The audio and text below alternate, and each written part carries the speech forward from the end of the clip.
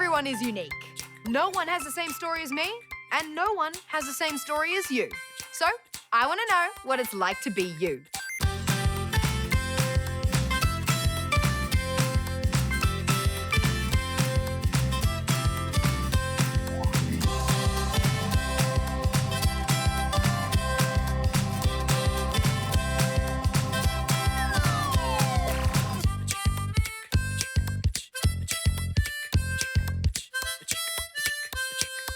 Cancer can be a pretty scary word, and many of us know or have heard of someone who's experienced it. But what happens when a young person experiences cancer and they have to miss their school and their friends, stay in hospital for long periods of time, and most importantly, beat cancer? So, what's it like to beat cancer? Hello there, my name is Xavier. Hi, my name's Akash. Hi, I'm Will. My name's Maddie, and I'm 13. My friends probably see me as a bit weird, quirky, bubbly. Funny, caring, sporty. That's hard. My friends would describe me as humorous and resilient. Wild and crazy. Sometimes a little bit crazy, but that's normal. Something that's important to me is definitely my family. They've been there supporting me through times, and I'm always there to support them, and I value them a lot in my life. My most important thing in my life is my family, and sometimes my friends, because they make me happy. Yeah. The most important things in my life are friends and family. I think the most important thing to me in life is being happy. Because if you're not happy, then what else matters? Well, I had sarcoma, which is a rare and aggressive childhood cancer. I was diagnosed with ALL, which is Acute lymphoblastic leukemia, I had acute lymphoblastic leukemia, which is a form of blood cancer. which is the most common in kids and most curable. some cancers you can see and they're quite obvious, but to anyone looking at you from the outside, they're blind to it if you have leukemia. So I had a brain tumour known as a craniopharyngioma. Took me a while to learn how to pronounce that and even spell it. The cancer I had was lymphoblastic lymphoma. And it started off in my right ankle, then it travelled up into my abdomen, then into my arm, kidneys and spine. So I was at my friend's house and we were jumping on the trampoline and I collapsed on the trampoline and I couldn't get back up. Originally, I was getting these headaches, and everyone gets headaches, but mine were a little bit different. They were extremely painful, and I'd actually, it'd be so painful that I'd start, kicking myself to get the pain away. It would be very traumatizing to me and to my family as well. It was Easter school holidays.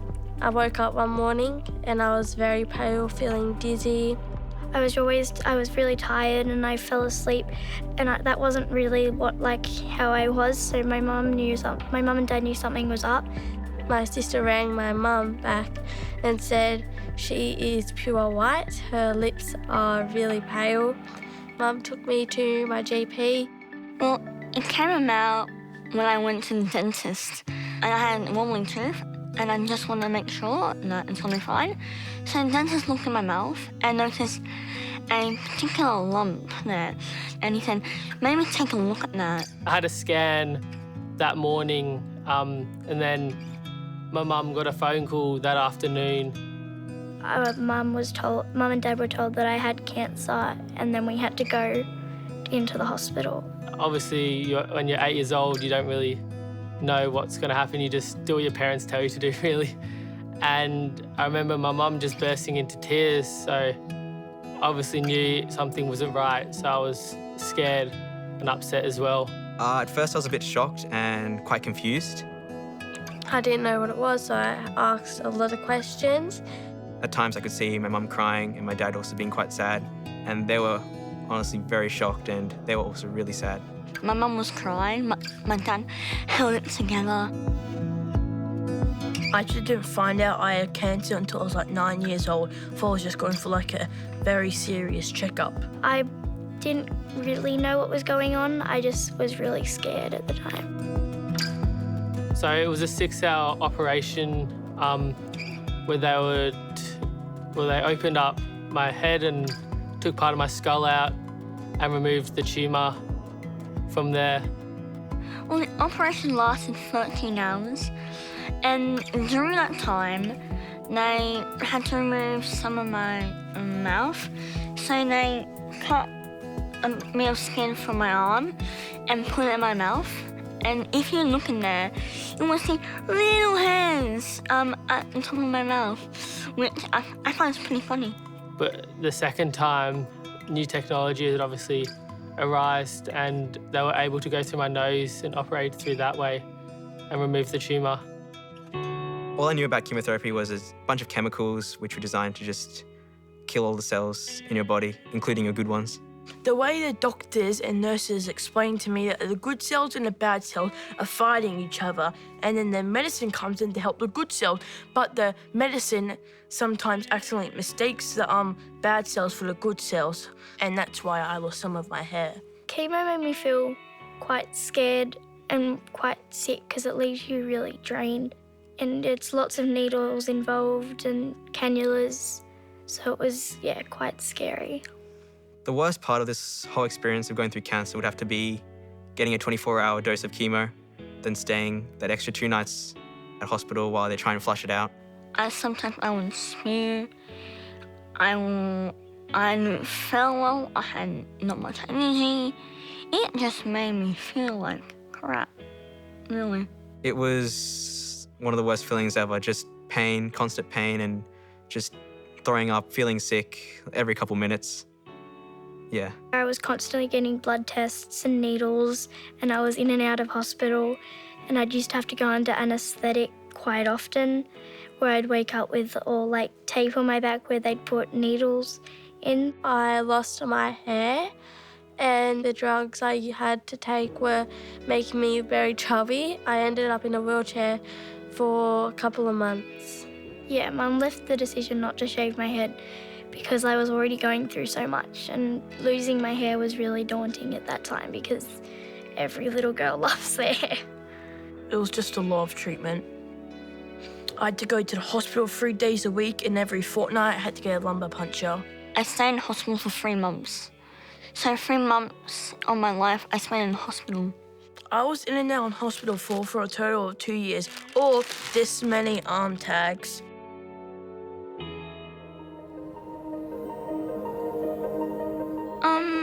It was pretty crap.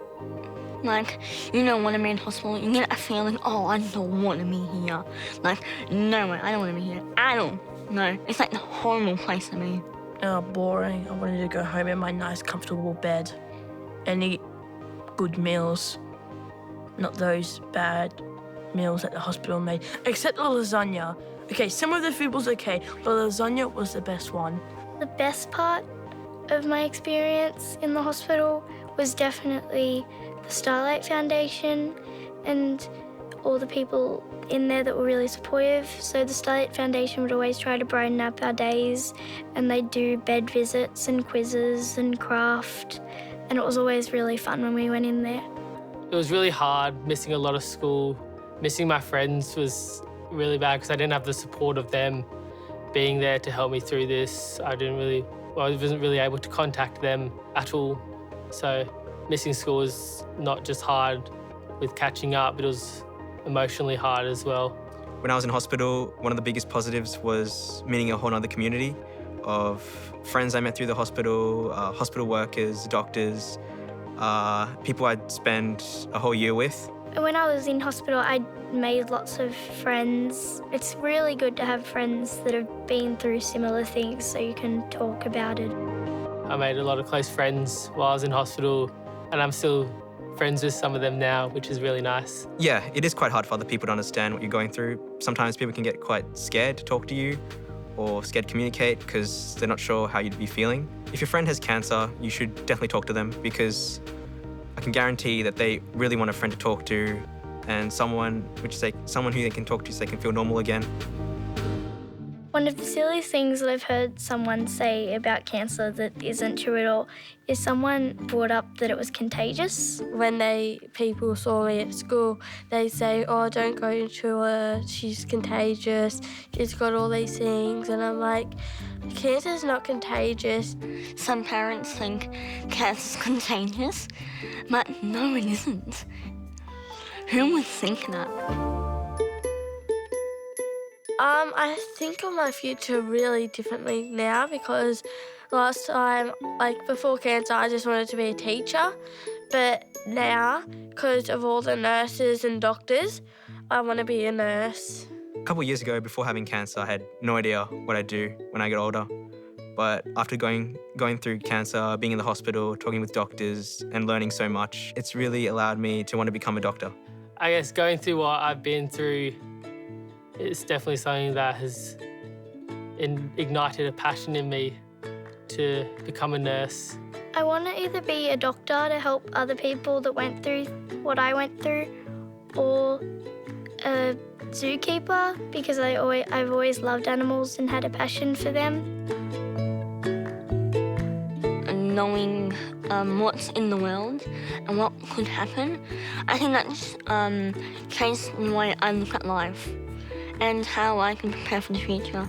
Well, now that I've been, I think I'm stronger than I actually am because people underestimate me. I'm strong, and it makes me feel happy that I have survived cancer. I've now in remission for 5 years, which is now I am cancer-free, which is really good. And I'm also started high school this year, which is a bit scary but exciting. Future Mackenzie is going to be crazy. She's going to be an oncologist nurse and she's going to find a cure for cancer. I always want to let people know that it's not the end of the world and there are always people who you'll meet who go through cancer, and just treat them like you would treat anyone else.